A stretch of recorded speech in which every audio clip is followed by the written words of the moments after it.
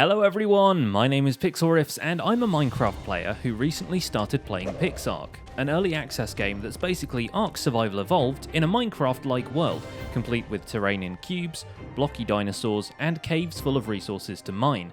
If you're a Minecraft player thinking about checking out this game but, like me, you've never played Ark, you might find this world a little bit bewildering.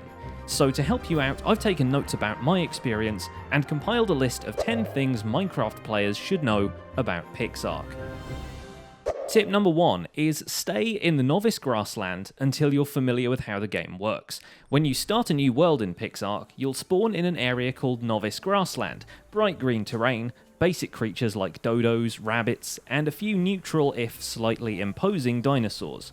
Now, as a Minecraft player, you're probably used to exploring and finding terrain you want to build in, with the only real threats coming out at night or if you stumble on them in a cave. PixARK is not like this. Outside of Novice Grassland, you'll encounter hostile creatures and other dangers which will be lethal to anyone who isn't equipped to handle them.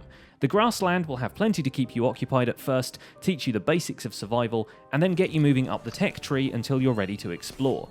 Even then, when you go prepared. The basic dirt and rock you're gathering with your pick can be placed anywhere, but building with actual building blocks works differently. Once you start building a proper starter house out of thatch, wood, or even stone, you'll discover that there are specific rules about how you can place down some blocks. To place any kind of wall block, you'll need to place a foundation first. Ceiling blocks have to be placed on top of walls first, but after that you can place them adjacent to each other without support. However, by holding down Shift and pressing F, you can pick up a block and all the blocks around it will remain in place, like they do in Minecraft. So it's possible to make a build more interesting than a thatch cube. It just might take a bit of trial and error before you can get it looking right. When you're building doorways, make sure you think in even numbers. A lot of Minecraft builders prefer odd numbers because a single Minecraft door is only 1 block wide. In PixARK, however, the craftable windows are 2x2, the doors are 2 wide by 3 high, and the beast gates are 6x7. There are behemoth gates that are even larger. Your character can still get in and out of 1 wide spaces, just don't expect to place a door there. When you're walking around on the surface, don't pick up the eggs. Anything larger than a dodo will get very territorial about its eggs, and the dinosaurs that are normally passive berry eaters will attack you if you pick one up. Grabbing a sauropod egg, these are the big guys you occasionally see lumbering around, is basically a death sentence. So unless you're confident that you can take them on, don't touch the eggs. Tamed dinos gather more resources. This stuff probably seems really obvious to Ark veterans, but as someone who had no experience of Ark, I had no idea. I thought these creatures were just there to be pets, vehicles, and attack support, but they can really speed up resource gathering and even gather stuff that you can't get on foot. When you start out, you'll be running around collecting thatch, and you'll get maybe 10 thatch from each patch of grass, 2 to 6 berries from bushes. Use those berries to tame a couple of herbivores, maybe get yourself a parasaur, and saddle them up, then ride around left-clicking on bushes and grass.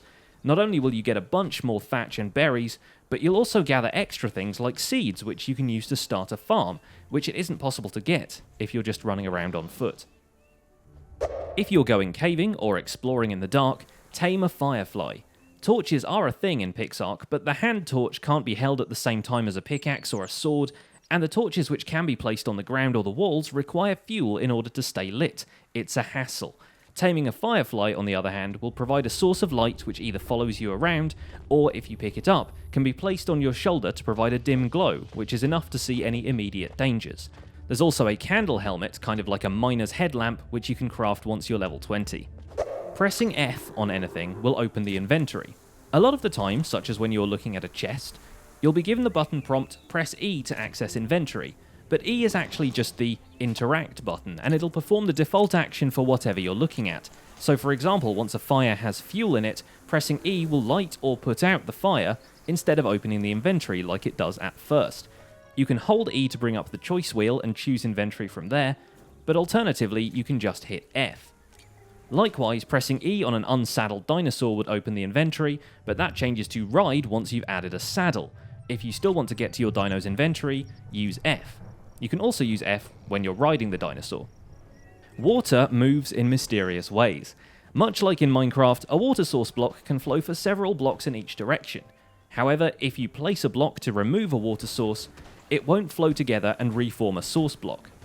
The game has water pipes you can use to irrigate crops and start a farm, but there's no mechanic to move source blocks around and create them anywhere else, so if you remove some water, it's gone for good.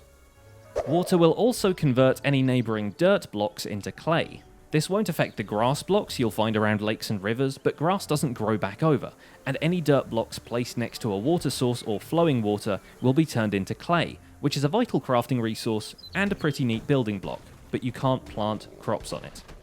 If you've tamed a dino, but it's stuck in a hole, don't waste time building a staircase and trying to ride it out, or maybe getting it to follow you. Instead, hold down E and convert it into a Pix block. This turns the dinosaur into a cube you can carry in your inventory, and there's even a storage system for them once you're a high enough level. Sometimes this has a cooldown timer, especially if it's a meat eater you've had to knock out, so you can't convert it immediately after you tame it, or if it's taken damage recently. But all you've got to do is wait this out, convert the dino into a block, and then throw the block on the ground when you want to let it out. These blocks get heavy though, so you might want to be careful not to overburden yourself, otherwise you may find yourself unable to jump or even move quickly. That's going to be all for this video. If you want to check out the other stuff I've learned about PixARK, check out my Let's Play series linked in the end cards. Leave a like if you enjoyed this video, and if you've got any PixARK tips, share them in the comments. My name has been Pixlriffs, and I'll see you guys soon. Bye for now.